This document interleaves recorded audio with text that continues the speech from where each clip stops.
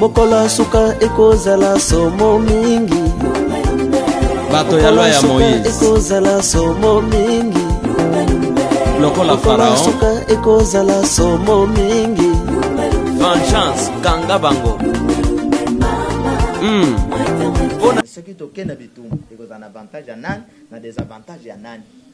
Donc, bande qu'on a biso conclave en Afrique du Sud ou papa, lusaka tokenda basan city tokenda. Yango solution te. Solution ezali ko bongo la motem. Ko zwa conscience que ata naza mokonzi, ata naza opposant. Poso yekokani na peuple azako souffrir na gisenso na maluko wapi. Pourquoi pas na travailler le kola yendenge Macron a travaillé pour na ba français. Bokola suka ekozala somo mingi. Bato ya loi ya Moïse ekozala somo mingi. Lokola Pharaon suka ekozala somo mingi. Vengeance kanga bango. Venez, ce qui va matata moko boye ezali, au moment que les hommes de Dieu bakenda na stade de martyrs, basangana kuna pour prier pour les hommes politiques, makambo simba tototo. Oh mbule betaki. Oyo mbula epanza bango po nzamba sepela gite. Bokola suka ekozala somo mingi. Ndeko Shadari avec la machine à voter. Bon, ça c'est une vérité générale. Ndenge to bandolo bango na français, une vérité générale. Na mboka na biso sur le plan politique. Banda tito zokende. Pouvoir à kokakate combattre opposition. Ça c'est une vérité générale. Bokola suka ekozala somo mingi. Bonjour, très chers téléspectateurs de RL Télévision, très heureux de vous savoir nombreux sur votre chaîne. C'est votre émission Expliquer na etandona bino ya RL Télévision pour na tolo bela mai mboka ndenge nini lolenge République démocratique du Congo ezali ko tambola émission oyo ezali émission oyo toko banda koya chaque fois sur chaîne na bino RL Télévision pour la couper Sabino ba information et puis beaucoup plus sur actualité, il y a politique, il y a Mbo Canabiso, pourquoi pas aussi, il y a religion, il y a Mbo Canabiso, République démocratique du Congo. Ekolo Oyo, Biso, Tolinga Kayango Makasi, parce que ils allaient au Bele Moko Oyo, Nkolo Nzambe, Apesa Biso. Lelo, Tokolo Bela Sige Moko, ils allaient tout à fait important et puis beaucoup plus spécial pour na Bino, ba téléspectateurs. Oyo, Boutiaka, attention na Bino, na politique, il y a Mbo Canabiso. Tolobi était dans l'émission Nabiso expliquer que tous a besoin de bino, bah homme politique, bah pasteur et puis pourquoi pas aussi bah homme d'affaires oh bah koki ko expliquer pour na matali ndenge nini ba faire na bango ezali kotambola. To souhaiter bien encore une fois de plus le bienvenu na émission Nabiso expliquer. Na mokolo lelo to koleksa moment mo ki to ko poete tozali na invité moko o ya ko pesa biso vraiment bah information et surtout oya koleka vraiment na ko expliquer biso ndenge nini politique ekoki ko salema et puis ya kozala en même temps mwana na Nzambe topé mosali na Nzambe est-ce que Nzambe aboyi politique et longona papa Charles Luo nde tokosolola na poko ya lelo mbote papa Charles. Oui mbote mon frère Dadi. Et sengona biso ya koyamba yo na poko lelo na émission na biso expliquer to banzi ete ozali na mai ozali ko expliquer peuple congolais na mokolo lelo. Oui. Tokolobela sujet na biso mokolo lelo, Dieu est-il contre la politique wana motuna tomituni na poko lelo toko poser peut to profiter ya ko poser peut même motuna na papa Charles Luo Nzambe azali vraiment contre politique. Merci ndeko nangai Dadi premièrement elombe Nzambe ya vengeance oyo nga nazali mosali na ye azwebele ya lokumu na ye po yende a komisangai conseiller ya peuple congolais conseiller ya bana na Nzambe pour que to tonga mboka na biso na bonzambe nyonso enfin que mutu na kwena ya se retrouver Nzambe azwa lokumu ndeko Dadi eko banda ndenge nini Nzambe akoma contre politique parce que ce qui otali nyonso mokonzi ya politique eza Nzambe ye moko parce que mutu azali kosala politique awuti pa nzambe et sika politique eza kosalema mabele ya nzambe, c'est-à-dire politique azali département na kati ya bilanga ya nzambe na kati ya gouvernement ya nzambe. Tozali na plan spirituel, plan politique na plan scientifique. Molimo mboka na ba oyo nzamba pesi makoki ya koinventer pour que bozala, pour que bolata, pour que bo se communiquer, pour caméra et filmer biso. Tous ces trois plans wana ezali ba département ya minene ya nzambe. Yango biso na vengeance to benga gate mosali na nzambe kaka oyo aza na Bible. To benga gape mosali na nzambe, donc même gouverneur aza mosali ya nzambe. Mais quand est-ce que nzambe akokoma contre politique? Na tango bizaleli ya bayi politique ezali ko sepisa nzambe te. De nzambe akokoma contre politique. Mais ne bandeli aza contre politique te parce que politique ezali département oyo esalaka ke mboka e mata, oyo esalaka ke bonzambe e mata. Politique akomi mabe lelo à cause ya bizaleli ya bato ya politique eleki mabe. Mais sinon politique azali na ye mabete. Même ne bandel na kati ya jardin d'Eden biloko misato ezalaki molimo nzambe azoya azosola na Adam na Eve. Politique bo batela biloko eza na kati ya bilango kitoko, bo cultiver bilanga oyo. Sur le plan scientifique, alors bo longo la poso ya nyama bo komsango bilamba bo sala nini bo lata. Voilà spirituel, politique, scientifique. Yango papa chaque comme prophète ya vengeance. Sauveur ya mboka Congo, ya lobi ke aye na spiritualité ya développement. Il faut un mariage spirituel, politique, scientifique pour tonga mboka na biso. Donc nzamba za contre politique te, bizaleli ya bayi politique nde sale ken kolo ayi na bango. Papa Charles lo soki olingi ko pesa mwa makanisi muke na lolenge politique ya Afrique ezali ko se passer beaucoup plus ce dernier temps. Oui. Analyse na yo kozala nini? Est-ce que nzambe za na kati ya politique? Ndeko na ngai nzambe tango akeli mutu azui esprit na ye atie na kati ya mutu avec puissance et force po mutu atambola selon nzambe. Na tango mutu akomi lolendo alingi nzambe te azosenga indépendance na mokeli na ye nzoto ezosenga indépendance na âme. Est-ce que bako vivre? Liwa ezali na tango yo nzoto asenga indépendance alingi lisusu kotambola na esprit te. Ndenge wana ba politique ya Afrique esenga indépendance et boya nzambe. Yango yo kaka bazolo ba que basala balwa na bango église et ta politique, il faut séparer les pouvoirs spirituels et pouvoirs politiques. Oko kabola pouvoir spirituel et politique ndenge nini? Yo ekelam oko kabwana na mokeli ndenge nini? Yo nzete oko kabwana na misisa ndenge nini? Nzeta bando senga non lokola na telemi na boti ba fruit nazali so na besoin misisa te bokata misisa. Tale sika politique ya Afrique akomi ya satana parce que aboyi misisa, aboyi ebandeli, aboyi créateur. Mais créateur na bolingo na ye tango baboyi ye parce que soki otali ne bandeli na politique ya Israël okokuta que c'est les prophètes, l'homme spirituel abanda ko tia barwa nzamba zo sola na ye atie barwa bavandeli mibeko bazo to sa prophète ba sacrificateur bazo tumba ye tumbelo pour mboka na bango ekende liboso tala ba bitumba babunda ndenge ba remporta ba victoire depuis ba kabola to lingi lisusu de église etambo samboka etambo sa politique na biso ndetala ba conséquences nini bazo sa parce que misisa ekabona na nzete ndeti na nzete ezali ko kauka do politique ya Afrique ekauki parce que baboyi créateur na bolingo na ye alingi te bakauka alingi te bakufa azotindela bango ba prophète atinda ka ba prophète pour que ba prophète baya kozongisa alliance entre l'homme politique et l'homme spirituel.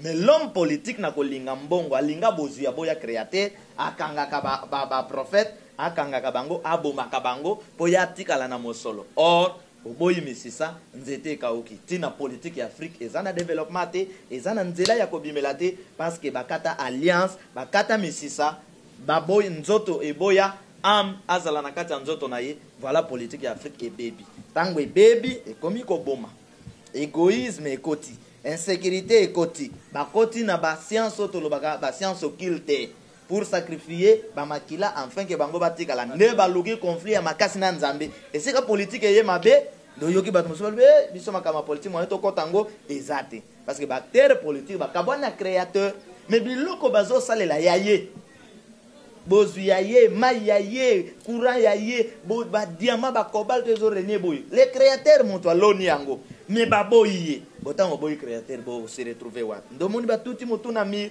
il faut bazonga epai ya ye moko nzambe aguide biso tina biso bapapa cha toza lelo na mboka Congo voilà tozonga na République démocratique du Congo wana ezalaki vraiment Afrique en général na République démocratique du Congo na législative ya 2006 oui. tomonaki basali na nzambe ebele bakotaki na hémicycle to pe na assemblée nationale mpona bameka kolobela population kasi ebele bazalaki contre yango bamisusu basoutenaki bango me bamisusu bazalaki contre yango avis ya papa Charles eza nini? Merci.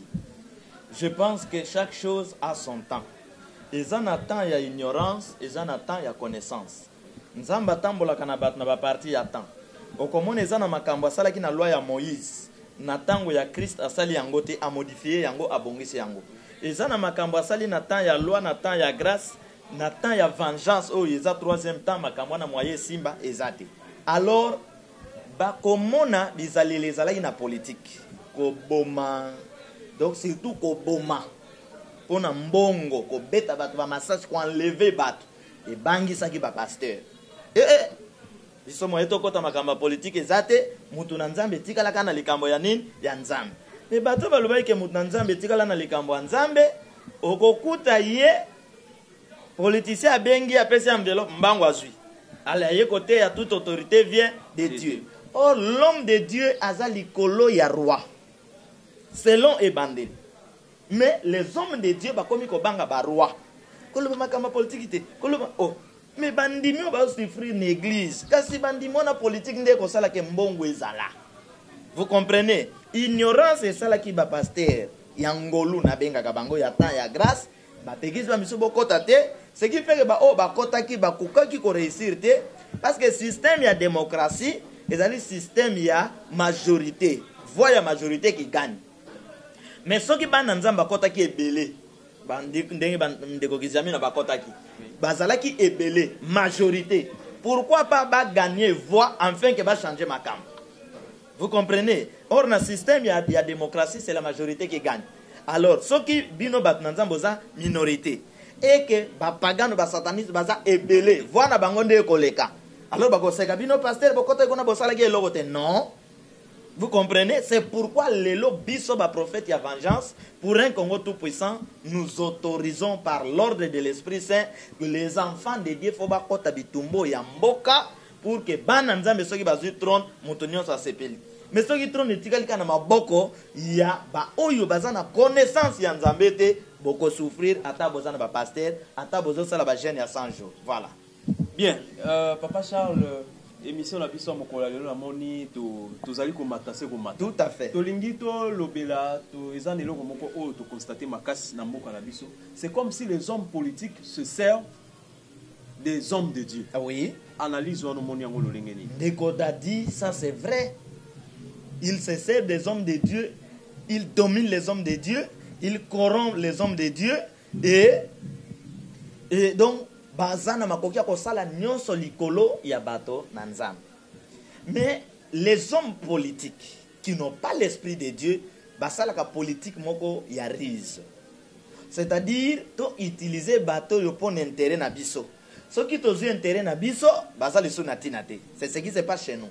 C'est-à-dire que ceux qui ont moment d'élection, les hommes de Dieu venez. Ceux qui matata moko boyezali, au moment qui les hommes de Dieu bakenda na stade de martyrs, basangana kuna pour prier pour les hommes politiques, makambo simba tototo. Oh mbule betaki. Oyo mbula e panza bango po nzamba sepela gite.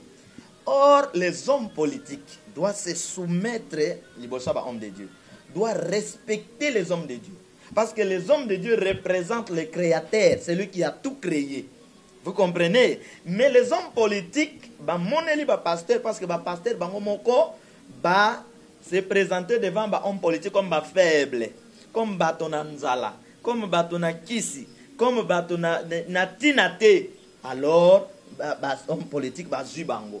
Un homme politique akenda kwanganga. Amoni pe pasteur akoti nda kwanganga. Moya banga ele susu ezate.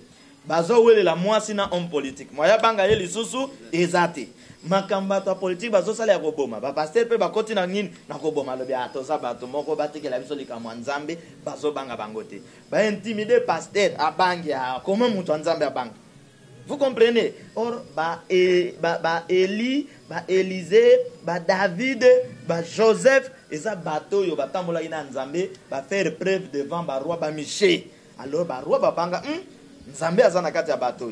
Mais tant ba yena quand ya ba homme de Dieu na biso, ils ont compris que nos hommes de Dieu sont yo tandele ka ba billet, c'est fini azuyo politicien comme nzambe na ye. Ezana ndeko moko na Canada Patrick, oui. Oyo atindeli biso question moko bito tout na pasteur Charles Boye.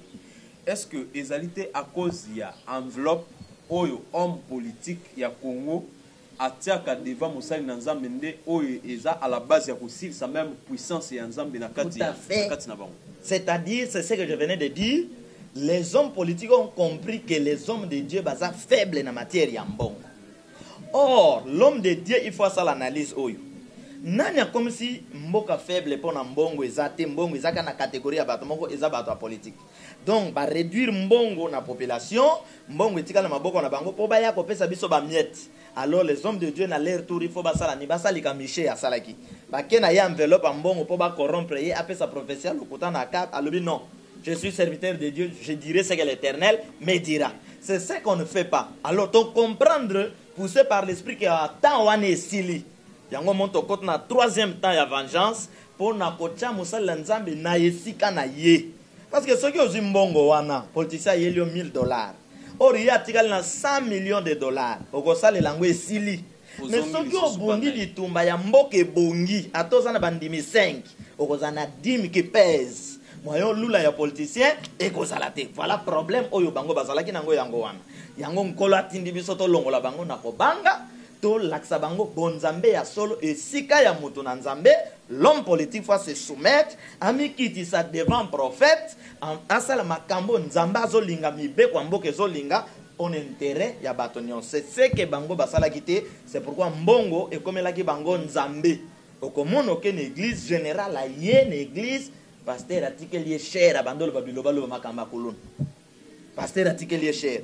Faiblesse wana bo bangi wana nde bomi église. Fanatisme wana nde obomi église. Okokuta un pasteur de l'église azobala azokeluka parrain un politicien qui ne maîtrise pas les choses spirituelles de Dieu. Est-ce que as-tu parrain président de la République, as-tu parrain ministre? Si ce ministre ne maîtrise pas les choses spirituelles, est-ce que ministre azuye pona mbongo, pona lokumu bien pona bonzambe? Or biso to lukaka ba parrain oyo kozala que lorsque vous êtes faible à remonter kondima na yo. Mais un pasteur de l'évangile, au mona oluka parrain na yaza l'honorable. Oluka parrain na yaza la mutu azana mbongo. Donc l'andimbongo, c'est par là que l'église est vendue, c'est par là que l'œuvre de Dieu est allée bafouée, piétinée par les hommes politiques. Oh bayaka comme une église natina, quand un moment bazan a besoin, ce besoin na bango esili, l'église est comme ipam. Voilà. Papa Charles, dernièrement, il y a une information, bande kwebele ba bengi biso pe batundi biso pour vérifier à solo ce qui est allé vraiment beau solo. Il y a un groupe de serviteurs de Dieu qui s'est permis. Il y a l'église des réveils, Bazali Sima, il y a machine à voter. Ok, merci. Je pense d'abord, nakati ya mboka, na mibeko ya mboka, balobi mutu nyonso azali libre na kokanisa, na religion, na bizale naye, mais toutefois se conformer na mibeko ya mboka. C'est-à-dire le pasteur être derrière la machine à voter. Ezali bango, ezali point de vue na bango. Mais ba engagé de siko église. C'est ce que j'ai dit. Voilà. Nazana kokende papa, na soki wana te. Ezali point de vue, ezali liberté, ezali démocratie oyo bino bolingaki. Mais pona kende likolo nango. Beaucoup de pasteurs baké derrière machine à voter parce qu'ils ont peur ya pouvoir en place. Baké selon recommandation. Or l'homme de Dieu doit aller s'attacher quelque part par recommandation. Ya nzambe na ye. Vous comprenez? Bango bakena ba calcul que to que si ma machine a voté celui Chadari a zui biso bapaster tozala côté wana tokokoma intouchable. C'est ça leur problème. Or les hommes de Dieu, il faut bazalaka côté ya bosembo na bosolo. Lolenge ya politique ya mboka oyo, lolenge ya élection ya mboka oyo. Comment ngapenda na ko kezala derrière machine à voter. Na modèle ya l'élection ya Congo ya 2006, ya 2011. Lelo na machine à voter na kezala derrière nango te. Faut natala na musika na pesa ka conseil. Mais balobi que machine à voter déjà un peu une façon de transparence pour na ba élection ya 2018. Tozali bana mikete. Biso toza bana mikete. Est-ce que tala ndeko dadi soki mutu azwi mbeli abomi papa na yo, abomi mwasi na yo, abomi mwana na yo, aza voisin na yo, c'est-à-dire conflit ekoti boyoka na lisuti 3 jours ou une semaine ou un mois après mutu wana azosala sa fête ya collation ya mwana na ye aye kotikela yo invitation ya fête. Ok, na fête wana avant que fête wana faut bosani boyoka, il faut bobongisa tout ce qui s'est passé dans l'élection ya 2006-2011 na makamio se leki na moment ya pouvoir oyo. Tu as vu ses pouvoirs et ses opposants devant le peuple congolais ou devant les hommes de Dieu bolibisa biso na makambi so tosani. Alors comment on peut donner confiance que machine à voter cette fois-ci est la façon de transparence? Non. Nazela même na meeting à opposant ndenge basala meeting na bango wana nazela ki bolimbisa biso nazozela pouvoir nazozela bandeko ya pouvoir olie ba weze élection non bolimbisa biso parce qu'il y a beaucoup des habits bato bakufi kokufa injustement ndeko na ngai si bato basengi bino bolimbisite babongo ni mokolonini po machine à voter comme sika mo ya transparence eza ba stratégie politique ezali ko nuire mboka to sana ko bondela côté ya potokota na système ya sika. Totali élection il y a 2006 et puis il y a 2011 oui. Bah, irrégularité et ça qui tellement ébélé reconnu même par les chefs de l'État. Même lui-même le président de la République Joseph Kabila a ébaki na koloba été na bandi ke ba élection mi balé au il y a 2006 na 2011 et tambola ki malamu te ezaki na moi ba koko so ébélé et puis surtout moi ba yiki ki ezaki mingi na ba province nyoso. Mais ce qui totali bien na sima ya machine électorale ezaki toujours basali na nzambe. 2006 Abbé Apollinaire Malumalu père à son âme esika azali kopema. 2011 ezaki mwana mboka Ngoi Mulunda oyo lelo na habité ceux qui peut comme opposant ou bien zaka na majorité présidentielle. Yé ako comme opposante. Wana ta comme opposanga na boboy. Yé fois zalana Joseph Kabila jusqu'au bout. Toloba ke basali na nzambe ba échouer na mission na bango o ba kokai ko sala mission moko ya bons offices pour na ko représenter réellement volonté ya peuple. Kombo basali ya nzambe za kombo moko kitoko mosali ya nzambe. Toloba boy prêtre donc abbé to bien abbé na pasteur. Vous comprenez? To suka wana mosali ya nzambe te kombo wana kotanga te.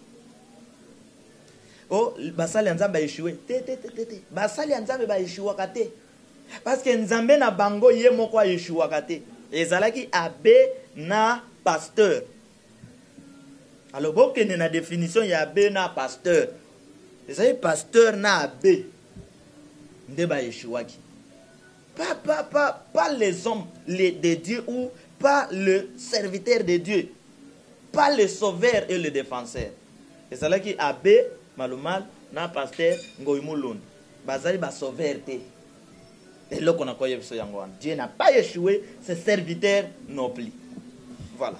Merci papa Charles Kalaté tu veux kokota na deuxième partie na biso émission pour na kozwa actualité mais pour na kosukisa na sujet na biso oyo Dieu est-il contre la politique donc linga un peu papa Charles au sala moi conclusion moko par rapport na sujet na biso tolobelaki na mokolo ya lelo tomonaka eza na likanisi moko yelingai ba politicien na biso bazalaka na moment mingi ya ba élection bazalaka na besoin ya ba pasteur mais soki élection eleki okomona ke ba pasteur bokoma ko subir ba nini ote église fait kangama ono dérangement na butu nini tapage nocturne et tout au monde il y a un problème ndeko tozate na unité nationale. Ce qui réveille azo sala likambo l'état limboka catholique a okota te so catholique a tombo ki likambo etali mboka réveil ya kokota te na yebite milimo nini edriblaka bato oyo. Na 2006 Coutinho s'est levé a lancé écrit Sauvons le Congo. Mangomba mosusu ba confession religieuse mosusu et lobi wana etali Coutinho baloki Coutinho akimi tis na yebite nani abengai ba politicien oyo nani abengai po baya konyokola na boloko. To komi non loin awa catholique a telemi ba pasteur réveil ba lobi tant to telema na 2006. Est-ce que na 2006 ezana ba pasteur ba telema na Coutinho ba pasteur réveil ils étaient je dirais que bazaient contre Coutinho mais nayoka moko azolo ba ke église bino bolobi ke église de réveil a telemi église catholique a telemi biso to kotite tango biso to telema nani yango a telema. Coutinho a été seul sacrifié par les hommes de Dieu. Donc unité ezalité à cause ya lokoso mais kende na mokili mobimba Nzambe abikisaka mboka na nzela basali. Na Matthieu 24, soki botangi yango partir verset 20 ozokita. Verset moko elobi kota 22 23. Ni tete les Élis, bele Nzambe azikisi mokili. Ni tete les Élis. Donc les hommes de Dieu nous sommes très utiles pour na mboka to kalmaka kanda ya Nzambe. Soki lokuta ba politicien bazwa basali nyonso bayebike baza solo bakanga biso bacha biso na boloko biso nyonso bao baye baza solo na intérieur wa bakanga biso bacha biso na boloko totala espace ya temps wana ekozala ndenge nini kanda ya Nzambe ekitaka cause ya biso basali na ye toza na terrain. Papa unité ezali te bolingo ezali te bomoko ezali te. Na opesa un exemple lit oyo nazosala lelo na mboka Congo de tout mon cœur. Lelo quelques pasteurs il y a diaspora pour votre information. Il y a diaspora ba mauvais pasteur. Oh il y a bien te ba oh il y a mabe wana ya bazwa kindoki banda bomwana. Bazo diaboliser bato bandimi ke bolanda ka ba vidéo papa Charles était azala kande kwa Kabila. Pour votre information. Bon yebi sangai kindoki ya modèle wana. Donc les Congolais bazomi bomana bango na bango ba kizaka ba étranger. Vous comprenez? Donc les Congolais bazo boma mboka po ba kizaka ba étranger. Alors ba oyo pe balingaka biso ba bengi papa tala weza boy talentel boy bon ndeko dadi Dieu n'est pas contre la politique. Dieu est contre les mauvais comportements des hommes spirituels, des hommes politiques, des hommes scientifiques. Qu'est-ce que nous faisons pour la gloire de Dieu? Il y a Kelly Mabele a pesi biso na tour na biso to comme ba dictateur. To comme ko sopa makila. Poto zo diamant, to zo cobalt. Non. Nzambe azolinga to sala politique ko pesa le kumu. Politique ko pesa le kumu eza politique oyo ekozala kende ko dadi sécurité ekoti olenga na le ministre ale ngana le oyo afuteli mwana Minerva na futeli donc vie ezokende kitoko ata mosusu akozana 100,000 francs congolais mosusu 10,000 francs congolais mais ça n'a pas point égalité classe ndenge moko pongi ndenge moko. C'est ça la politique qui donne gloire à Dieu. Mais niveau ya politique otozanango toko bengango les diables en personne. Voilà. Tolobela maimatali politique ya République démocratique du Congo na mokolo lelo toyebi ete actualité ezali ete IDPS balobi bazali kokende na ba élection topé na maponami avec ou sans la machine. IDPS azali prêt pour affronter ba élection alors que nangamo mususu bandeko ebele ya opposition topé lisanga ya 7 candidats bazali ko milengele pour na meeting oyo kozala vendredi le 26 octobre. Papa Charles tolobela na matali machine. Est-ce que croyez-vous que opposition bakoki ko kende vraiment na élection soki bakondi candidat unique bakoki ko battre ndeko Shadari avec la machine à voter? Bon, ça c'est une vérité générale. Ndenge to bandolo bango na français, une vérité générale. Na mboka na biso sur le plan politique. Banda tito zokende. Pouvoir à kokakate ko battre opposition. Ça c'est une vérité générale. Pouvoir à remporter des élections n'a pas voix et à tricher. Ça c'est une vérité générale. Tu es en face d'un homme de Dieu.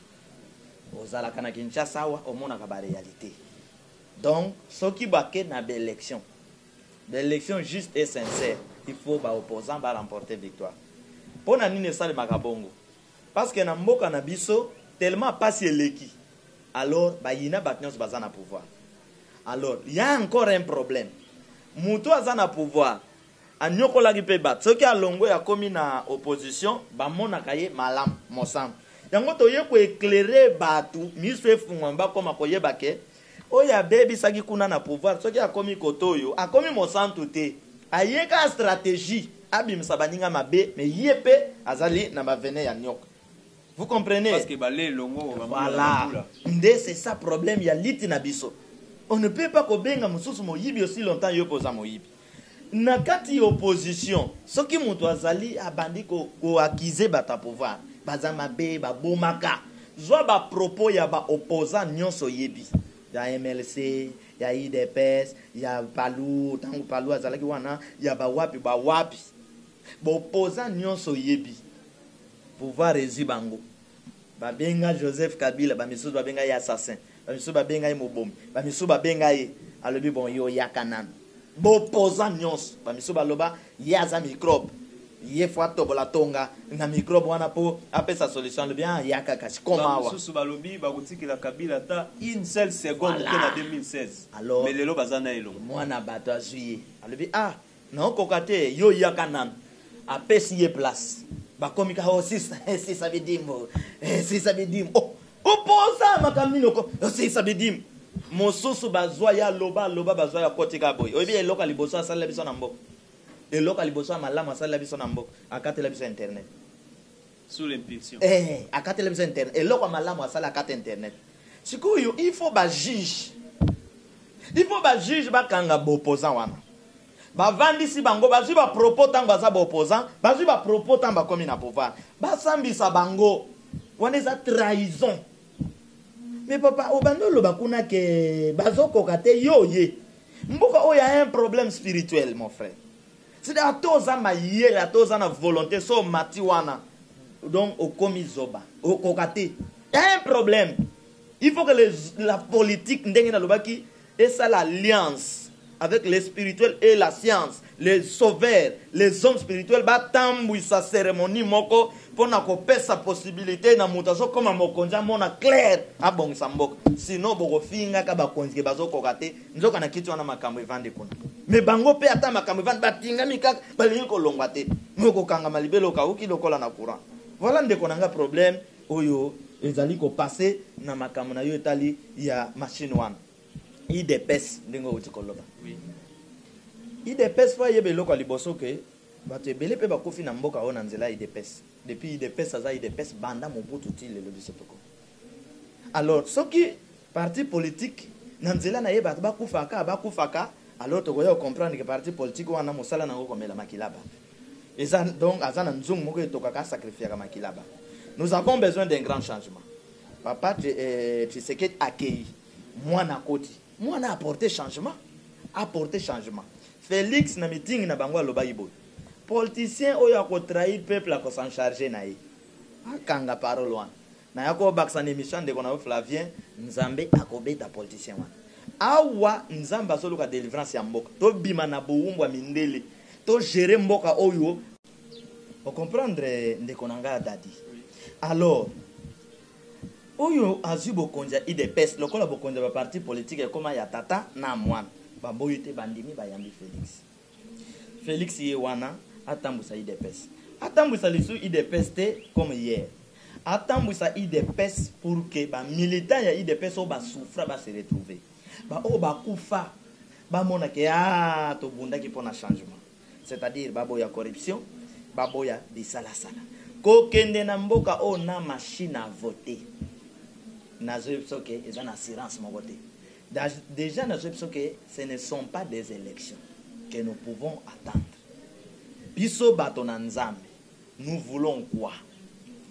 Une réunion où il y a biso pour dire pardon à Dieu et au peuple congolais. Nous sommes les cas après tout ça, mesure ya kitoko. Mais précipitation au bazako sala oyo. Ezali précipitation ya biloko basala ki mikoleleka ki peuple akoyina bango kaka.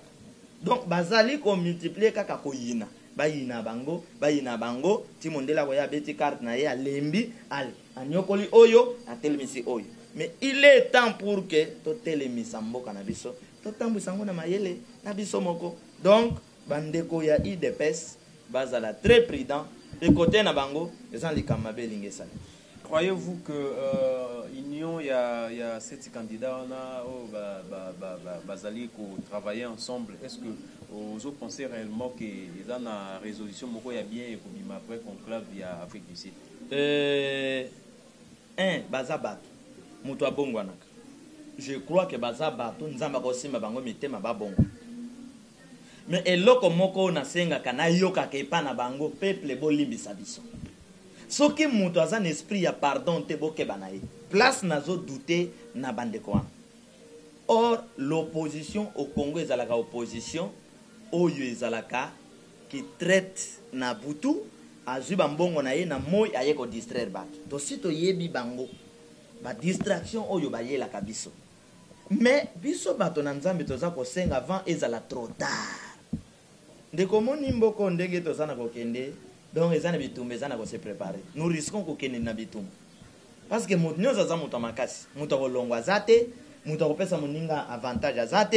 Nous avons un moninga à zate. Alors, nous risquons qu'on ait un bitum. Mais ce qui est au bitum, c'est un avantage à nan, un désavantage à nan. Donc, bande qu'on a biso conclave en Afrique du Sud, papa, Lusaka tokenda, Basan City tokenda. Il y a une solution. Solution est allée au bongo la motem. Qu'on soit conscience que ata naza mokonzi ata naza opposant poso yo kokani na peuple aza ko souffrir na gisenso na maloko wapi. Pourquoi pas na travailler lokola ye ndenge Macron a travaillé pour na ba français conscience wana mbongwana tant que mbongwana ezate atato multiplier par réunion ba que nous wa Eden Kodioti que nous sommes incapables Eden Kodioa ko sala bo Eden Kodioa sala ini asala elokote. C'est-à-dire notre politique est très faible, les politique ya kindoki. Kindoki. Donc entre nous toko bongisa makama na bisote. Muzena mubutu. Musosa otala likolo, musosa otala nase. Kaka mpo ba bongisa te. Tala mon niveau kindoki wan. Donc les hommes politiques bazo lemsa biso kindoki na bango, bazo risquer ba prier na biso ezala ke Seigneur, tumba mitema wana parce que non toko tambola boyete baza banani. Baza banani po ba bombaka ebele abatu. Au lieu to tambola longo, nzamba zo lokomo kilipe banga biso. Ndenge lelo ba komo considérer ba chinois. Chinois koya wa beti congolais mutawolo bazati. Na mwa ba libanais oy. Aya zo sakana na ba policier na biso. Ba garde na bango. Est-ce que to kondi mabilo ko wana? Donc ceux qui ba yokeli bisote, mundela ko sala bango, makama sala emobutu. Voilà. Papa Charles Tolingi tozwa toyebi ete mboka la biso République démocratique du Congo ezali ya konyokoma ba mbula ebele. Avant indépendance comme après indépendance, oui. To connaître quand même le président Ebele, ce qui n'a mis trompé après indépendance. Alors, Tolingi Toyeba, Kasavubu a travaillé qui, Toyebi Lulingi Kasavubu a travaillé qui, Mobutu Ayekoya, Toyebi Nengeni Salaki, Mousse Laurent Désiré Kabila Ye, Toyebi Lulingi Salaki, Naba Baere Onaye, puis Naba Makamuna Malamazaki Nango, Joseph Kabila Pe, Yeo Yotozana Ye, Toyebi Lulingi a travaillé, Naba Mbeba Naye, Naboula Mounaye. Tolingi Toyeba, tout ça qu'on a maintenant pour que tu élire 5e président de la République démocratique du Congo. Papa Charles, fais ça au profil type. Il y a futur président de la République. Ce qui vous a la chadari, il faut akamba mboka lolenge nini. Ce qui vous a la ndeko Félix Tshisekedi topé Matungulu topé Fayulu. Lolenge nini ya koyeko kamba République démocratique du Congo pour être bana mboka pe ba sepela au moins cette fois-ci. Le président oyo akokiko kamba Congo malam. Ezali mokonzi oyo. Il faut abimanano nakati ya ba ordre spirituel ya makila o ba franc-maçonnerie ba rose croix oyo esenga ka makila. Il faut abima intelligemment spirituellement nakati ya spiritualité na politique ya bapaya. C'est-à-dire quand je dis bapaya, l'homme asiatique, Amérique, Océanie na kindoki na biso. Vous comprenez? Il faut accorder dans la chambre spirituelle, il y a sanctification. Ou que ce qui a prêté un serment spirituel. À mon Congo, na peuple de Dieu. Ma camona zolbeza très important, batebelite ba comprendre. Alors, ce qui montoana à se soumettre na bosantu bonzambe na biso ya basaint ancêtre ya Congo ya bonzambe le Dieu créateur ya biso mokili mobile asali alliance wana ya dirige mboka avec les vraies spiritualité ya mboka alors moto wana akotambwisa makambo comme il faut mais soki ya koti ata awuti na pouvoir ata awuti na bopposant bakosimbe na zolo epai ya mwana ya Louis Michel akodirige ye sala boy pesa biso boy kende boy pour diriger mboka na bino malamu il faut se mesurer bien sur le plan spirituel donc lelo mondele azali sous na contrôle ya Chine te parce que spirituellement Chine a mati et mati si politique na ye tant que baza faible sur le plan spirituel ata bozu 5e président o basakola ina prophète boy et loko ko salimate vous comprenez et loko moko ko salimate yango to yena spiritualité ya développement pour un Congo tout puissant enfin que moto ko tambwisa biso alanda mibeko ya bosantu na biso comme le roi babande ko landa mibeko ya bisantu ya bosantu ya ba prophète na kati ya Israël soki yango te alors bofinga Katsavo bofinga Mobutu bofinga Muze bofinga Joseph oyo pe azoya bokosil selopos voilà tokomi kokende vraiment na suka ya émission na biso bana mboka Congo oyo ezali émission na bino émission expliquer tofongoli ba porte pona bato nyonso mingi basali na nzambe pe ba homme politique ba oyo bazali ko penser comment ko diriger République démocratique du Congo na ndenge ya malamu to inviter bino pour contacter biso na ba numéro na biso eza on est plutôt remercier ba chaîne partenaire nyonso en commençant par RL Télévision bino oyo nyonso bozali kolanda biso aussi ba très chers téléspectateurs na biso to remercier bino papa Charles to koyi ko succès émission te sans que to lobela massacre ya Beni to remarquer yango depuis 2008 ils ont toujours après 2 ans on tue les gens na Beni ils ont dit juste parce que bango pe bazali pe aussi peuple congolais au bazali kuna na ngambo ya Beni kuna bazali ko nyokwa mingi chaque fois balamuki na tongo babomi bango nini eza ko se cacher derrière tous ces scénarios na koloba maloba oyo Bible loba celui qui tue par l'épée mourra par l'épée ce qu'un homme aura semé il est moissonneur ndeko nanga lion abatela bana naye même soso alingaka te tango apasoli makina ye nyama mosusu akende kosima bana naye politique na monde entier politique na monde ekreaka ba dossier pour aya kobima solution ya ba problème c'est ce que nous sommes en train de vivre il n'y a pas une forte armée ou ba rebelle na Beni na est partout ou ba koleka armée régulière na force si ces gens persistent alors problème est dans la capitale et là qu'on a quoi yepso yanga liloba suka pona émission na biso parce que tokomi na suka pona émission na biso expliquer à mokolo ya lelo papa Charles nde toyambaki na poko ya lelo okoki ko sala un peu synthèse ya oyo nyonso tolobeli en commençant par Dieu est-il contre la politique oyo ezaki sujet na biso tolobeki ya mokolo ya lelo ndeko na nyonso na kosenga to bongo la mitema to linga nzambe to linga mboka oyo akotika la éternel azati ato décider que ngana ko sala 100 ans 30 ans bokonzi na yo ekosila lolendo ya moto ekosila to bongo la mitema to tambola na kobanga nzambe to lingana entre nous na basali mabe na ba o basali na mabete to sangana pona lokumu ya nzambe to tombola mboka na biso enfin que to bima na bowumbu ya bikolo mosusu ata o izana tina te mais comme on a biso pamba parce que spirituellement politiquement scientifiquement nous sommes très faibles soki to bongo limitema to lingani to tambola lokola moto moko to kolonga bato mosusu nazopesa ba formation ya ba sauveur na ba défenseur pour un Congo tout puissant afin que chacun soit très bien orienté spirituellement politiquement scientifiquement tozali ko expliquer ba révélation yo lotindo to biso to expliquer tozali ko bonde la pona bakana ba famille partout de gauche à droite besoin na problème au bengi pe naza ko inviter bato ko ya na chaîne de prière na biso na permanence ya vengeance oya ko yoka mate ya haut niveau oya ko sambela na biso mais église to salinante ezaka ka groupe de prière ba chaîne de prière toza ko sala tous les jours benga na numéro to ko chawana oya ko landa biso olingi olanda liso ba vérité ya makasi connaissance ya haut niveau ya troisième temps ya temps de vengeance avec le prophète papa Charles Lo au beti na vengeance TV na YouTube na biso kuna o kolanda ba vérité ebele elombe nzambe ya vengeance ayeba na kopambola bino pe ayeba na kosunga bino toza déterminé pour na Congo tout puissant. Merci. Merci, très chers téléspectateurs. C'était avec Papa Charles Louo que nous avons eu l'occasion de les recevoir aujourd'hui.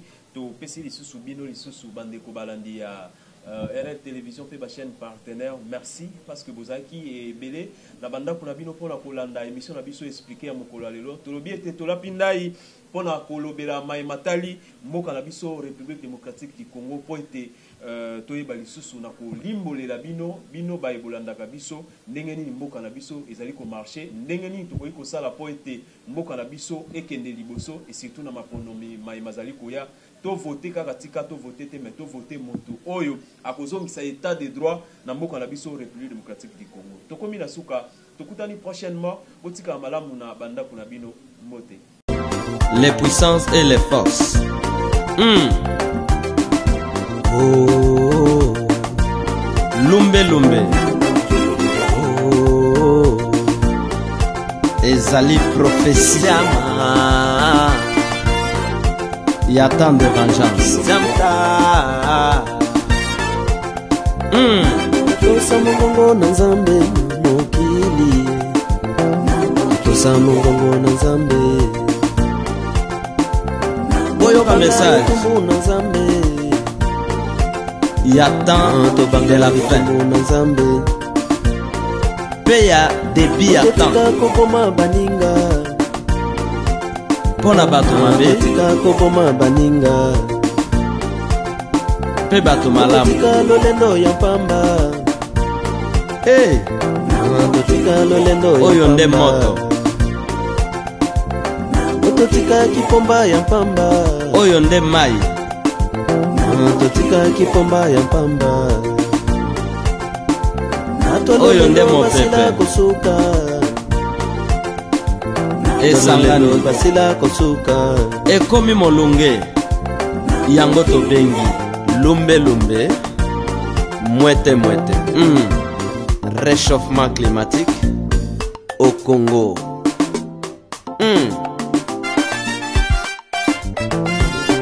mokola suka ekozala somo mingi, Bato ya loi ya suka Moïse. ekozala somo mingi, Lokola mokola Pharaon. suka ekozala somo mingi, Vengeance kanga bango.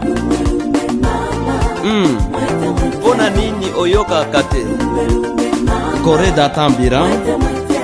mokola suka Bakutanaki na ekozala Lumbe Lumbe. Kinshasa, Mpe mokola suka Mwete Mwete. ekozala na Kinshasa, Yo. Pona nini oyoka kate. Yo. Ezala na temps ya grâce. Ananias na mokola Safira suka ekozala na Katanga, na Elimas mokola suka Les ekozala magiciens. na Katanga, bakutanaki na Lumbe Lumbe. Yo. mokola suka Awa pe na ekozala na vengeance. Katanga, mokola suka Mwana na mwana ekozala benda. na Katanga, Yo. Mpe ya mikebisi. lumbe mama, mwete mwete, lumbe lumbe Kasi bana na mama, Nzambe. mwete mwete, Bozala tranquille. Boza na problème na moto te. mokola suka ekozala na Afrika, mokola suka ekozala na Europa, mokola suka ekozala na Amerika, Lokola oboyaki conseil. Yo. Bunda sikoyo. mama, mwete mwete, Bunda na moto. kangaba, lumbe lumbe mama, mwete mwete, Na mai. Yo. lumbe lumbe mama, mwete mwete, Mpe na mopepe. kangaba, lumbe lumbe mama, mwete mwete, Bien aimé fongola motema na yo. Changer position. mokola suka ekozala na bandoki, mokola suka ekozala na barishe, mokola suka Makambo ye ekozala mabe. na politike, Mokili échauffé. yo lumbe lumbe mama, mwete mwete, lumbe lumbe mama, Merci mwete éternel. mwete, Yo. lumbe lumbe mama, mwete mwete, Merci mon père. sereba, lumbe lumbe mama, mwete mwete Merci Esprit tout cette puissant. mama mwete mwete Mutu na mutu na libaya ya jugement. Omoni esika tokomi. Pokola suka ekozala na lifelo Pokola suka ekozala na lifelo Pokola suka ekozala na lifelo Yo. Yo. Pokola suka ekozala na église Pokola suka ekozala na église Armée à Pokola justice. suka ekozala na église Esi Ekiti. Yo. À mettre fin. Na makambo Teya nyonso. Tuna bango Venger bango. Juger bango. Les jours vengeance kanga bango de l'Éternel. Vengeance kanga bango. Les jours de mon père. Aujourd'hui, c'est le jour de vengeance. Oko échappé ndenge nini ndeko na ngai. Tolobaki banda kala. Oboya ekoyokela biso tala sikoyo. Mokolo ezali ekozala somo mingi Mokolo ezali ekozala na Kinshasa Mokolo ezali ekozala na Katanga Okokimela Mokolo wapi? ezali ekozala Na est, ouest, ton nord, Mokolo ezali ton na sud. ekozala na Kasai en Afrique baby. Yo.